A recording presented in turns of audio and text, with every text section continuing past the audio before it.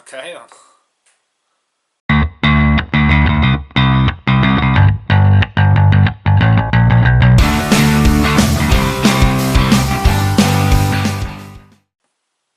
The Babysitter is an original Netflix production and it's directed by MCG and it is now streaming on, you've guessed it, Netflix.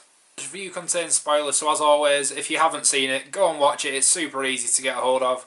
And then come back here, watch this and see what I think of it. The essential premise of this film, it's about a teenager called Cole and his babysitter called B. Cole and B have a really strong relationship and they get along quite a lot, and she babysits him whenever his parents go out of town, which at the moment is quite a bit by the looks of things.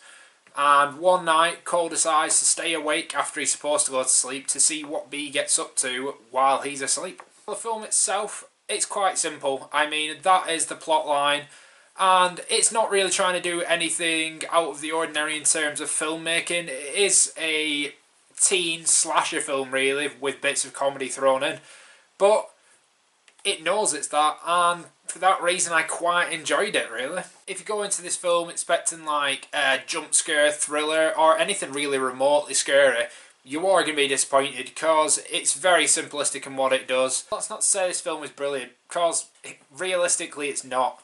The characters themselves are really one-dimensional, and actually at times some of them are really annoying. But it's not so much an issue because they don't really hang about long enough for it to become an issue. However, I found the character of B the most interesting because she plays the serial killer really well. She's quite sadistic when she wants to be, but then she's also really likeable, which sets up quite an interesting conflict in my mind, because at times I found myself quite liking the character even though I really shouldn't, because what she's doing is like incredibly dangerous and bad.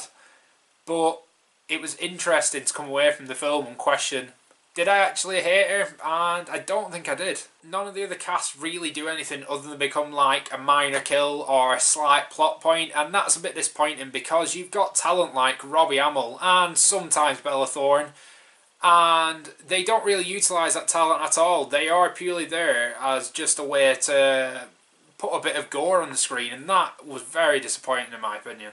Is the film funny? Yeah. It's not laugh out loud funny, but it's funny. It had moments where I chuckled, but that's about as far as I go in terms of the comedy side of it. My main issue is though, throughout the film we keep getting these graphics on screen, and all I could think that they were really to make the film a bit more quirky. They didn't really add anything. If anything, what they did was they distracted me from enjoying the film. They took me out of the situation that I was in, and they essentially just said, look Ben, you're watching a film, and that kind of got on my nerves because they do it constantly.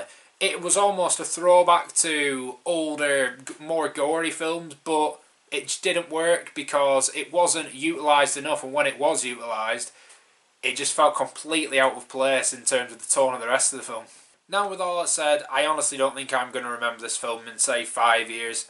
I may mention it to someone in passing, tell them to check it out, but if you just shut off your brain and you just want to be entertained for an hour and a half, you will be. But that is as far as it goes. And for that reason, I'm giving The Babysitter a 4 out of 10. Thanks for watching. If you enjoyed this review, then please give it a like. And if you want to see more of this kind of content, then click the subscribe button below. But remember, film first before anything else.